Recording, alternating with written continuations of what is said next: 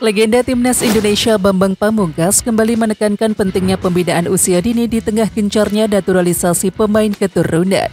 Menurutnya kedua hal itu bisa berjalan beriringan.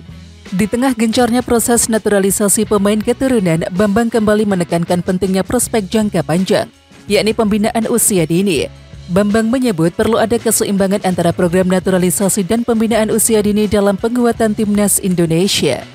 Naturalisasi itu bukan hal yang salah, toh bukan melanggar aturan, toh memang setiap negara di dunia juga melakukan hal itu. Permasalahannya kita harus balance dalam melakukan hal itu. Artinya naturalisasi kan hanya menyiapkan tim hanya dalam waktu pendek. Lebih dari itu kita harus menyiapkan pesepak bola muda kita, kata Bambang Pamungkas pada podcast Sport 77 Official Senin 11 Desember 2023. Bambang Pamungkas mengingatkan sepak bola Indonesia tidak boleh ketergantungan pada naturalisasi. Menurutnya proses itu idealnya hanya menjadi pelengkap yang menutupi kekurangan skuad Garuda. Ketua Badan Tim Nasional atau BTN Sumarji menyebut lapangan di Stadion Rizal Memorial Manila, Filipina seperti aspal jalan raya. Saking kerasnya hampir semua pemain terluka ketika terjatuh di atas rumput. Dijelaskan Sumarji, lapangan pada stadion tersebut cukup membahayakan pemain. Kalau dari mata saya melihat dan hati saya, satu kondisi lapangan itu ngelus dada gitu. Kondisi lapangan aduh ya, kalau menurut saya mohon maaf enggak layak gitu. Oke nggak apa-apa sintetis. Yang kedua lapangan licin. Sudah licin, gampang jatuh, dan kalau jatuh luka juga. Saya itu sampai kasihan. Baru kali ini saya melihat pemain bola 11 dimainkan hanya satu yang tidak luka. Kiper saja, yang 10 semuanya luka.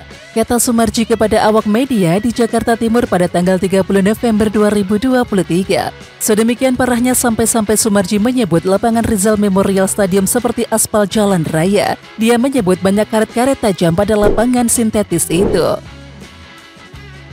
Gara-gara netizen Indonesia ganas, Ragnar Oratmangun sempat mempertimbangkan vakum dari media sosial. Ragnar Oratmangun menceritakan jumlah pengikut di Instagram pribadinya melonjak tajam usai diumumkan sebagai calon pemain naturalisasi Timnas Indonesia. Sayap serang Fortuna Sittard itu kaget jumlah pengikutnya melonjak puluhan kali lipat.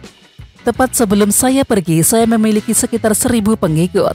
Ketika saya kembali, jumlahnya lebih dari 25.000. Sekarang 32.000. Ungkap pria berpaspor Belanda tersebut. Bahkan pemain berusia 25 tahun itu mengaku ingin vakum dari media sosial. Kemudian Ragnar ingin kembali aktif di media sosial jika telah mencatat debut perdana bersama tim Merah Putih.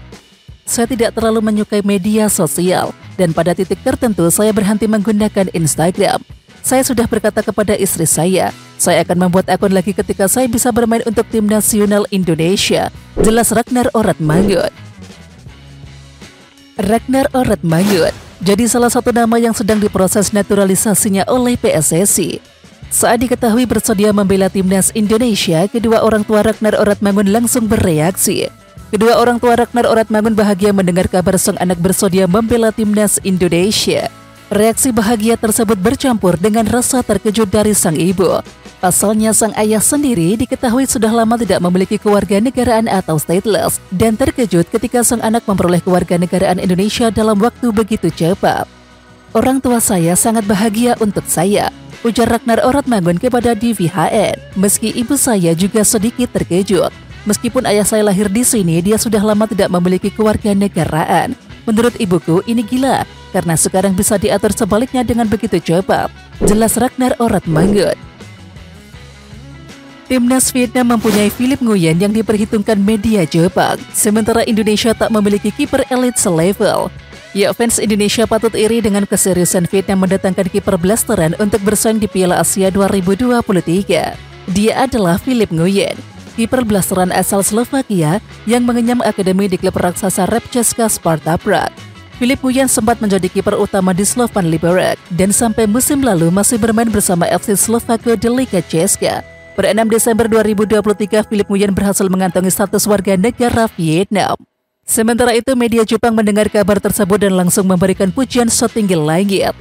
Philip Nguyen memiliki tinggi luar biasa 192 cm yang dibesarkan tim muda prestisius Sparta Praha, tulis media Jepang Exit dikutip dari Soha.vn. Sementara itu di Indonesia, PSSI belum juga menyentuh naturalisasi untuk posisi penjaga gawang. Di sisi lain, Cyrus Margono hanya kiper pelapis bagi tim cadangan Panathinaikos di kasta kedua Liga Yunani, sehingga kapasitasnya diragukan.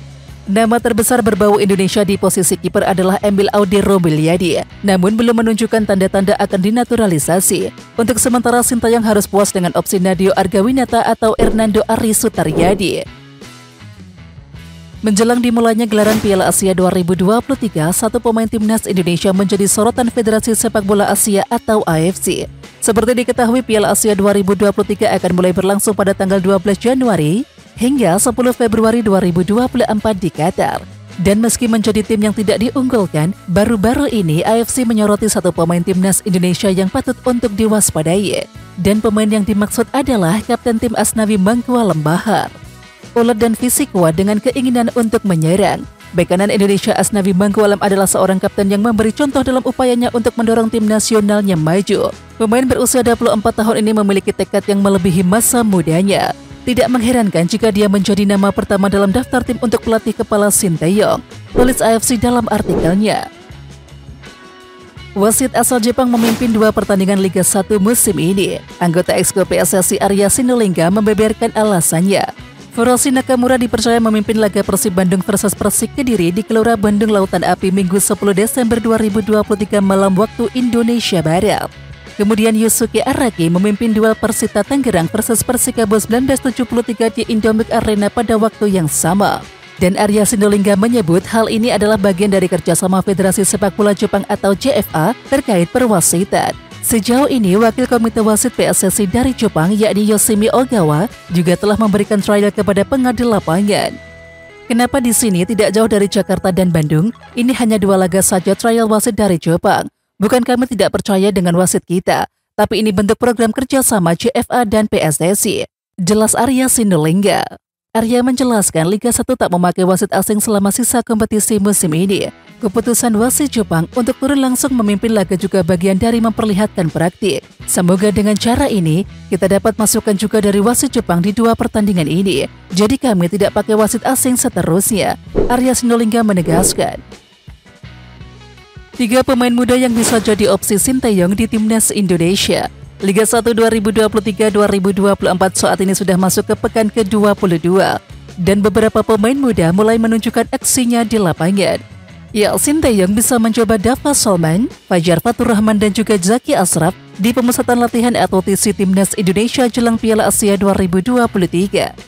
Dava Salman yang berusia 21 tahun, pemain muda asal PSM Makassar ini dinobatkan sebagai Young Player of the Week pekan ke-21 Liga 1 2023-24. Permainan terbaik Dava tersaji saat PSM Makassar bertanding melawan Persib Bandung pekan lalu. Di laga tersebut, dia sukses membuat 22 operan sukses, 3 tackle, 4 intercept dan sapuan. Kemudian ada nama Fajar Fatur Rahman yang berusia 21 tahun. Fajar pada musim ini telah bermain dalam 22 pertandingan dan menyumbangkan 2 assist. Dia mendapatkan gelar sebagai Young Player of the Month September dari Liga 1 2023-24. Dan yang terakhir ada Zaki Ashraf 20 tahun. Zaki menjadi nama pemain yang bisa dicoba selanjutnya oleh Sintayong. Zaki mendapatkan gelar Young Player of the Week sepekan ke-20, bertugas sebagai winger kanan. Dia telah bermain dalam 12 laga dan juga menciptakan 1 assist. Pada laga melawan Persikabo 1973, dia membuat 22 kali operan sukses, 1 operan silang, 3 tackle dan juga 1 intercept. Oke Timnas Lovers, siapa kita? Kita Indonesia. Ayo kita dukung terus sepak bola tanah air Indonesia. Jangan lupa dukung terus Garuda Raya Channel dengan subscribe, like, dan komen karena saran dan kritik kalian sangat bermanfaat untuk perkembangan channel ini. Tungguin video selanjutnya dari Garuda Raya Channel. Salam olahraga.